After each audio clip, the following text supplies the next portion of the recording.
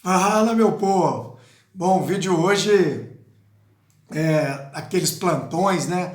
Evidentemente, eu não tive nem tempo de editar, porque hoje, dia 20 de abril de 2020, aconteceu algo que eu nunca imaginava ver na minha vida, né?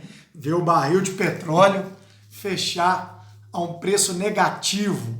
Então eu vou tentar aqui num vídeo rápido, de forma simples, explicar como que isso é possível, né?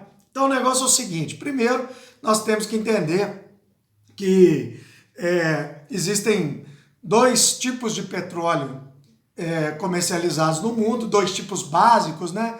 Que é o tal do WTI, né? Que é o barril referência nos Estados Unidos, e o Brent, que é o barril referência no mundo todo. Dessa forma, compartimentou, né? Porque os americanos preferem comprar o barril dos próprios Estados Unidos, né? Enquanto o resto do mundo compra o Brent, é questão até de logística, né? Então você compra um barril que for mais próximo de você. O Brent também derreteu hoje, fechou aí seus contratos futuros fechou a $25, mas o contrato do norte-americano realmente dissolveu, algo assim inacreditável, que realmente o mundo todo está impressionado.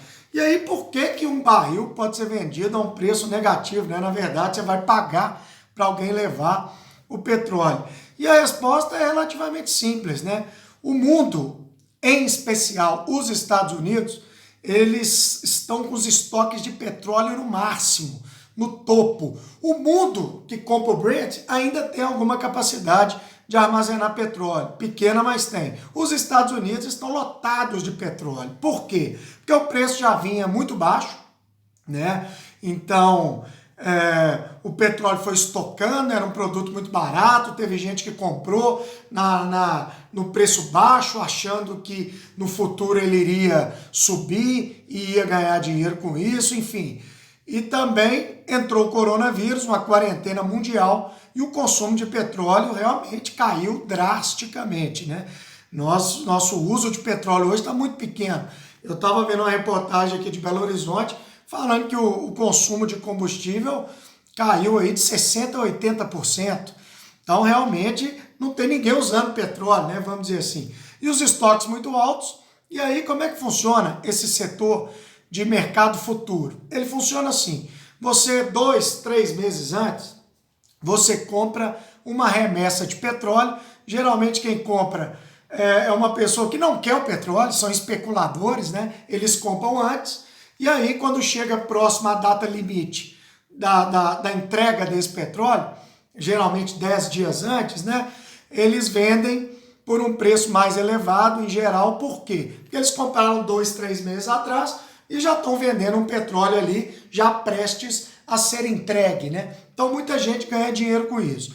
E aí, o que acontece? Amanhã, dia 21 de abril, é o vencimento, né, do petróleo que vai ser entregue em maio, daqui a pouco, daqui a 9 dias, então praticamente uma pronta entrega. E aí, o que acontece? Ninguém quis comprar, né, porque não tem ninguém precisando de petróleo. E aí, os investidores, né, com aqueles papéis nas mãos, ou até os produtores, né, os donos dos papéis, eles não tinham como armazenar mais esse petróleo. O que nós temos que entender, gente, é que o armazenamento de petróleo, ele é uma coisa caríssima, né? Primeiro que você não armazena um barril, 2, 3, você armazena milhares, milhões de barris de petróleo. Então os locais de estocagem são grandes tanques, tipo aqueles que nós vemos em refinarias, tem que ter toda uma segurança, então não é algo que você construa do dia para a noite. Tem empresas dos Estados Unidos contratando navios-tanque para guardar petróleo.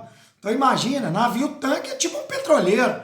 Ele é menor um pouquinho, mas é tipo um petroleiro. Então imagina você ter que alugar um petroleiro para ficar guardando um produto. Nem é para comercializar, né? Nem é para transportar, é para guardar.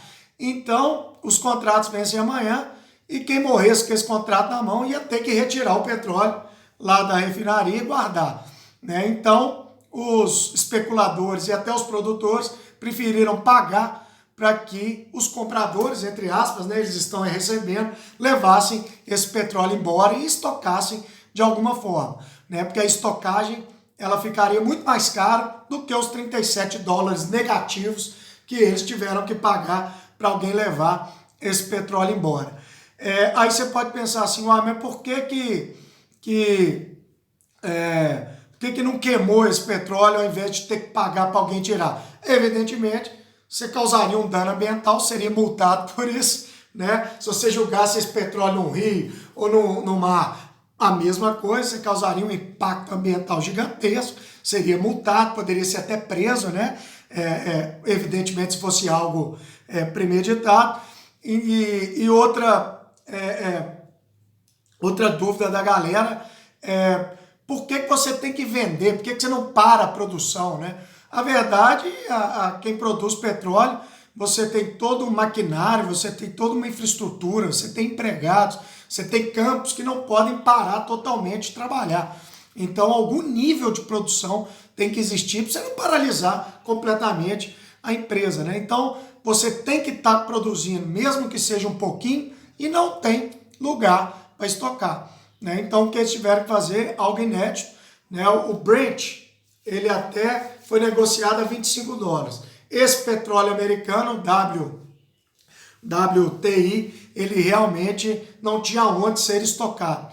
Então, se pagaram aí quase 40 dólares para alguém levar esse petróleo embora. É uma coisa impressionante, né? Um petróleo que já bateu 140 dólares aí no passado, hoje ser vendido a menos 37 para se livrar daquele produto ali, né? Para vocês verem o que né, essa pandemia, o que ela está causando na economia mundial e também outros players aí que eu já até discuti em outros vídeos, né? Outras formas de energia, a disputa da Rússia com a Arábia Saudita, tudo isso vem impactando duramente o preço do barril. Então eu espero ter ajudado, esclarecido essa dúvida. Abraço do Clebinho.